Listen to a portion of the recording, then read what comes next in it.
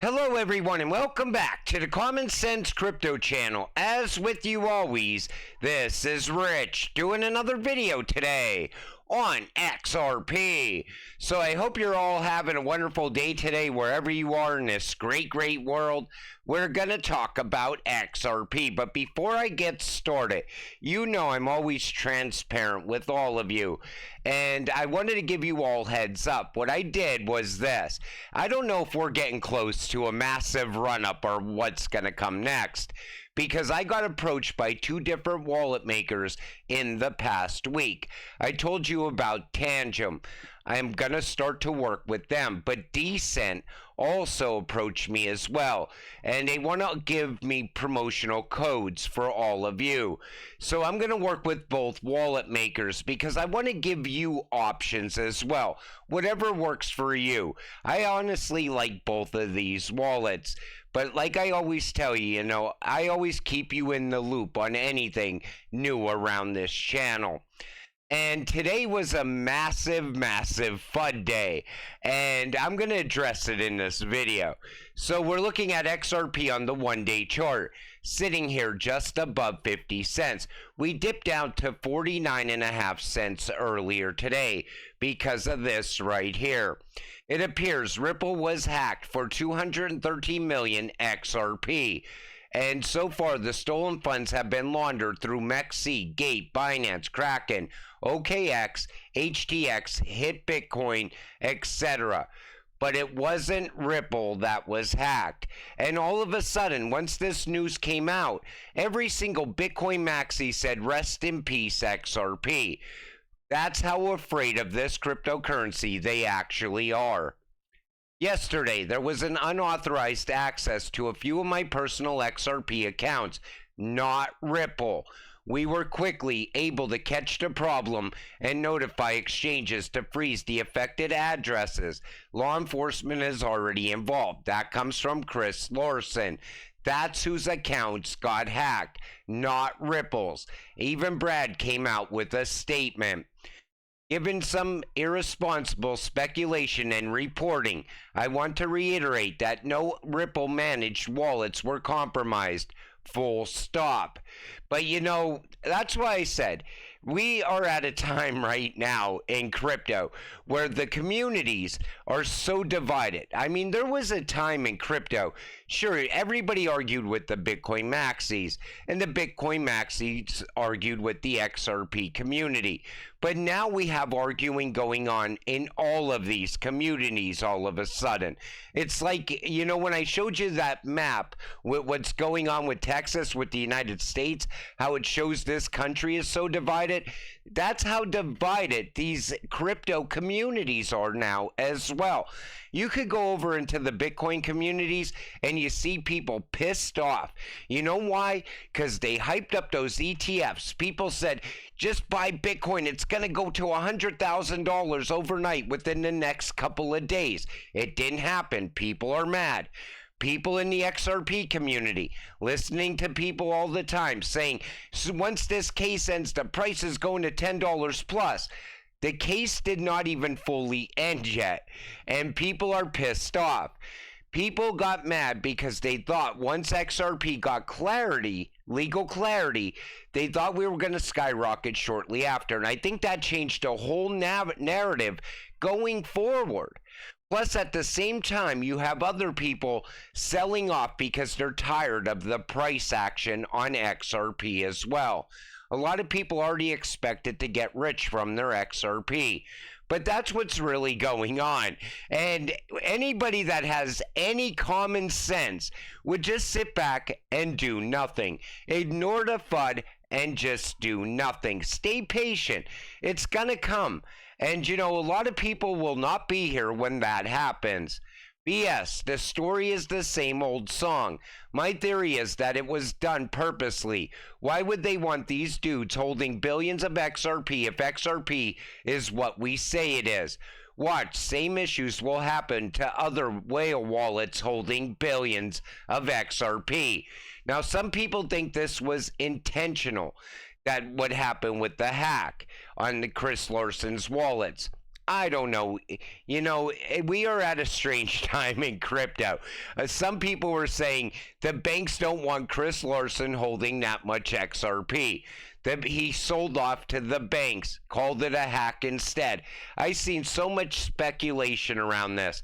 And a lot of people really jumped the gun, even in the XRP community, saying Ripple got hacked. That's why I always like to wait. Let the news come out.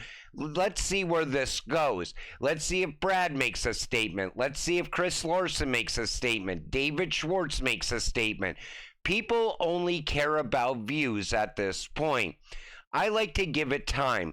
This way I can bring you the facts. Today was the ultimate proof Bitcoin maxis are absolutely scared of XRP. When we hit all-time high in 2018, these people were dying. Imagine what will happen once XRP is back on the top 3 and slowly starts approaching Bitcoin. They'll have nightmares. And that time is definitely coming. And we will flip Bitcoin at some point. XRP is backed by so much utility. That's what keeps me buying these dips. Not the fact that I believe it's going to go to $10,000 plus. I know we're going to 3 digits plus. That's a given at this point. All we have to do is steal a little bit of business away from Swift and then get into the derivatives markets. And then, you got to price in tokenization. Custody is also a very big thing now as well. And that's what keeps me going. That's what keeps me buying the dips, and it keeps me positive. And that's what actually allows me to come here on the worst days and make positive videos for all of you. The belief I have in the utility behind XRP. And the way how the negative sentiment on XRP is clouding over us shows that the XRP's bottom is officially in. I don't know if the bottom is in or not. People keep saying this is the bottom. Then we go deeper. This is the bottom. Then we go deeper. The bottom will be in when the bottom's in. But like I said, I have wallet makers now approaching me, wanting me to, talk about their products. And that comes at a time where I think this year is going to be big for crypto. But, the bottom may be coming in now because the narrative is going to shift very fast when that happens. All of a sudden, good news will come out. Bitcoin will start to pop off some more. And I think that could be coming in the coming weeks. Other people say we're still 3 to 6 months away. All I know is by Christmas of this year, it's going to look a hell of a lot better on the price of XRP than it did last year.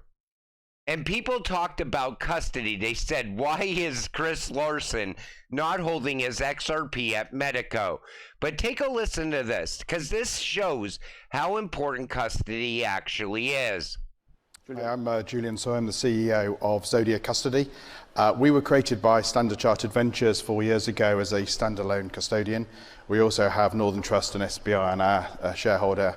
I think what is interesting is why were we created outside the bank even though we are a subsidiary of Standard Chartered? And that I think is oil tankers and speedboats, and we know that story pretty well.